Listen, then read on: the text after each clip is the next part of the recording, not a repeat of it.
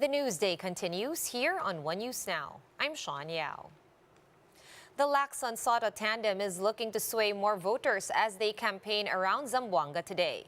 We have Man Los Baños joining us live from Zamboanga City to tell us more. Hi, Man. Good afternoon. Tell us more about the campaign of Senators Lacson and Soto so far. How's it going? Hi, Sean. Good afternoon. The Lacson-Soto tandem began their Zamboanga City campaign with a courtesy visit with Mayor Beng Climaco, who is a known supporter of Vice President Leni Robredo. Lacson says it is their tradition to visit local leaders during campaign, even if they already support a different candidate.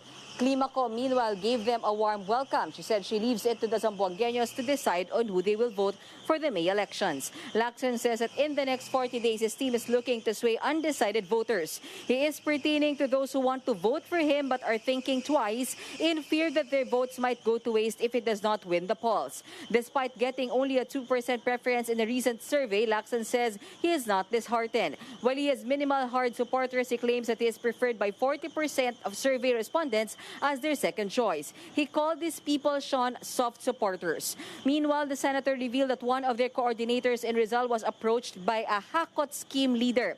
He said they were offered a huge crowd if they will pay 500 pesos each, to which they declined. Sean, the tandem will be going around Zamboanga del Norte tomorrow morning and will go straight to Pagadian, Zamboanga del Sur in the afternoon, and a possible town hall meeting in Iligan and Marawi come Friday. Sean? All right, thank you so much for that update. Man Los Baños of News 5 reporting to us live from Zamboanga City. Thank you, Man. Meanwhile, the tandem of Bongbong Marcos Jr. and Sara Duterte has secured the support of the Villar-led Nacionalista Party. Marlene Alcaide with the details. In what is more or less an expected move, the Nacionalista Party of the Villars endorsed the presidential bid of its former member, Ferdinand Marcos Jr., as well as running mate Sara Duterte. Party President, former Senator Manny Villar, whose son is running for senator under the UNI team, said their message of unity is what is needed now. We're very happy every time that meron tayong nakukuhang suporta, lalong-lalo na sa pinanggalingan naming partido na Nacionalista Party. But Marcos Jr. has yet to officially get the president's blessing. He remains hopeful though. Alam mo naman si Presidente, he keeps us on our toes eh. So wala, I hope so. I hope so. The UNI team continued with their campaign, this time in Zamboanga, which has more than 400,000 registered voters. In what could be another blow to Marcos Jr.'s bid, Zamboanga City Mayor Beng Climaco just recently endorsed the presidential bid of Vice President Leni Robredo. Like many others in Mindanao, they are pushing for the Rosa tandem or Robredo-Sara. But just the same, Marcos Jr. received a warm welcome in the city. Hindi namin ini-expect na ganito, pero it makes me very happy. Nagpapasalamat ako sa kanila lahat at talagang ramdam na ramdam yung init ng salubong dito sa city. As for Duterte, she's absent in the campaign sortie. The vice presidential bet insisted that she remains loyal to her running mate, despite different groups partnering her with Robredo. For News 5, Marlene Alcaide, we are One News. We'll be back with more stories after the short break. Stay with us here on One News.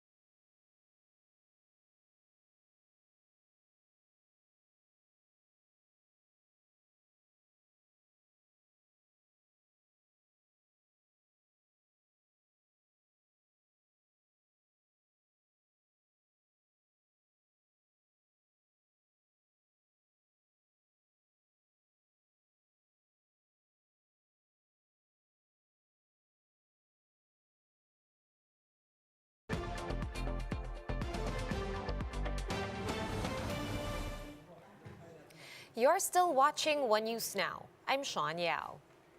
COMELEC Commissioner Amy Ferolino has been assigned to head the Contrabigay Task Force against vote buying. For the details, let's get out to Greg Gregorio, who joins us live from Manila. Hi, Greg. What will be the responsibilities of Commissioner Ferolino and the Task Force Contrabigay? Hi, Sean. According to initial details given by COMELEC Commissioner George Garcia, Commissioner Amy Ferolino is expected to implement the mandate of the COMELEC, which is to either motu proprio investigate any allegations of vote buying or to act upon complaints of allegations of vote buying. Garcia added that Ferolino is expected to a meeting among members of the mentioned by the COMELEC, the Department of Justice, Department of Interior, local government, from the Philippine National Police, from the AFP, from the National Bureau of Investigation, as well as from the Presidential Anti-Corruption Commission. Garcia also highlighted that the ONBank chose Ferolino to lead this interagency task force for her bravery and her wide experience as a local COMELEC official prior to her appointment as commissioner. Sean? All right, so definitely a big task force over there for Contrabigay.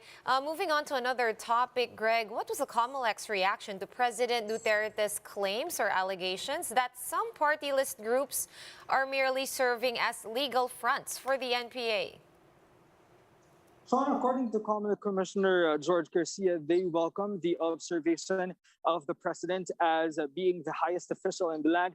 He must be receiving intelligence reports pertaining to his statements. But the COMELEC maintains that these party list groups have already passed through the criteria provided by the existing laws for them to be accredited as legitimate party list groups in the country. Sean? And did the president name these party list groups that are allegedly fronts for the NPA? Did the party list groups have any reactions to the statement by the president? Yes, Sean, President Duterte named Bayan Muna, Nakpaus, Teachers Party List, Kabataan, as well as Gabriela, whom he alleges to be legal fronts of the Communist Party of the Philippines. But earlier this morning, we were able to talk to Bayan Muna Party List Representative Carlos Zarate, and he insisted that the president or the government has been continuously red tagging their party list groups. But despite their claims of having enough evidence against Bayan Muna and several other groups, Zarate emphasized that they have not proven anything at all. And Zarate believes that this recent statement of the president is only a squid tactic against against the Makabayan Bloc, as they have earlier announced their support to the presidential bid of Vice President Leni Robredo. Sean? All right, the issue of party list groups being abused is nothing new, Greg, but moving forward, what does the poll body plan to do in order to prevent the abuse or the taking advantage of party list system, or of the party list system, rather? Sean, according to Commissioner Garcia, they are maintaining their strict accreditation of party list groups pursuant to the existing laws on party list, as well as existing jurisprudence from the Supreme Court, which says that party list group may not have to be representing a marginal sector. They just have to have an advocacy or also representing a marginal sector. And according to the COMELEC, they will be strict on it because if we recall, for the May 2022 elections, more than 200 party list groups seeked to be part of the elections, but only 170 were allowed to be part of the next polls. Sean? All right, thank you so much for all those updates. Greg Gregorio reporting to us live from Intramuros in Manila. Thank you, Greg. Let's now take a quick look at today's other top stories. The MMDA is proposing new number coding schemes in a bid to curb heavy traffic in Metro Manila. Among these is the odd-even number restriction with a midweek break. FIVOX logs 4 volcanic tremors which lasted for up to 5 minutes each at the Taal volcano in the last 24 hours. The volcano remains under alert level 3 or magmatic unrest, which means that succeeding eruptions are still possible. And the United Nations says over 3.9 million Ukrainians have now left their country after the Russian invasion. In addition to that, close to 200,000 non-Ukrainians living, studying, or working in the country have also fled. For more updates, visit News 5, The Philippine Star, and Business World online. Visit our website, onenews.ph, for more in-depth analysis. You can also catch One News on the Signal Play app. Register for a free account at www.signalplay.com and stream One News Live anytime, anywhere. Masks on, wash hands, and stay safe, Philippines. I am Sean Yao. We are One News.